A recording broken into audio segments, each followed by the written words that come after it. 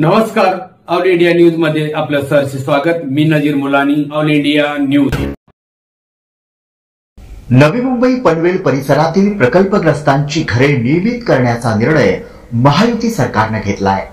नवी मुंबई पनवेल उरण परिसरातील 95 गावांमधील घरांचं गुगल इमेजद्वारे महिन्याभरात सर्वेक्षण केलं जाणार आहे।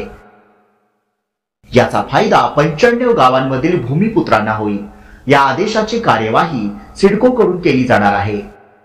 गरजेपोटी ज्यांनी बेकायदा घरं बांधली ती घरं नियमित करण्यासाठी अनेक वर्षांपासून शासनाकडे मागणी केली होती।